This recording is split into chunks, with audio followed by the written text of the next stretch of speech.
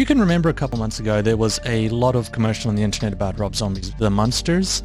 People were talking about how terrible it looked, how much of a shit job the cinematography looked, the acting looked cheesy and hammy and stupid. People wondered why the hell is Rob Zombie doing a PG-13 or I think PG Munsters movie. And if you look at the IMDb score of this and the Rotten Tomatoes score, most people kind of brought that opinion onto the actual end product itself. The movie has Sherry Moon Zombie in it, Jeff Daniel Phillips, Daniel Roebuck as the Count, Richard Brake, a bunch of other Rob Zombie regulars in it. It's a very strange movie for Rob Zombie to make, as a lot of people have mentioned, because of the fact it's PG, because of the fact it's shot in a very strange way with very, very harsh blue and green lighting splashing on the characters. It has this very gothic, over-the-top feel to it. It's very obvious from this movie that Rob Zombie clearly loves the Munsters, clearly loves what they represent, and I feel that what happened was Rob Zombie heard that there was a Munsters remake, and he was just like, oh, fucking get me on that, I want to do that. I can only imagine he wanted to shoot it in black and white, and the studio said no, so he said, fuck you, we're going to shoot this in the weirdest, grossest, most extreme way possible. He just used as much color as he could while making this movie. As for the movie itself, it's kind of strange, because the entire core concept of the Munsters was the fact that they are these weird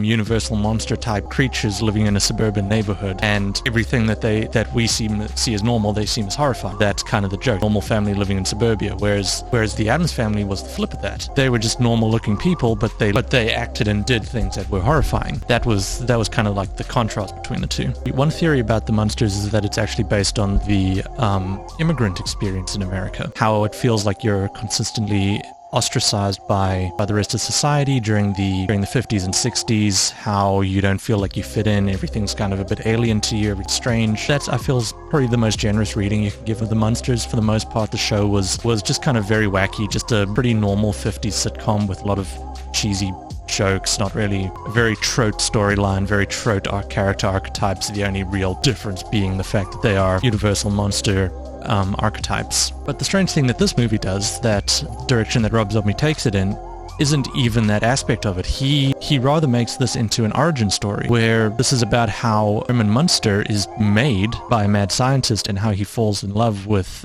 Lily, how they get married, and how they all end up in the classic house that the sitcom is set in. So this kind of shows that Rob Zombie doesn't even care about the suburbia aspect of that weird contrasty aspect of the story. He just loves the characters a lot. It's the part of the Munsters that he finds really interesting. He just genuinely loves these characters and loves telling stories about them and loves telling their story. So you kind of have to respect it for that. You have to respect just how weirdly cheesy this is, and how Rob Zombie just completely commits to it. He completely commits to this kind of aesthetic, this kind of film. I would love to know what someone who grew up with the Munsters thinks of this. They probably don't like it, if I was going to be honest. I didn't grow up with the Munsters in any way, shape, or form, so I don't really have any authority on that. The jokes in the movie are very, very trope, very cheesy, very lame, very safe, but that's kind of the whole Munsters shtick, so I can't really give it much shit for that. I feel that this does have the potential to be a bit of a cult movie once it does find it finds people that will keep watching this year after year because they like the aesthetic. It is something you could show kids. It's something I feel kids would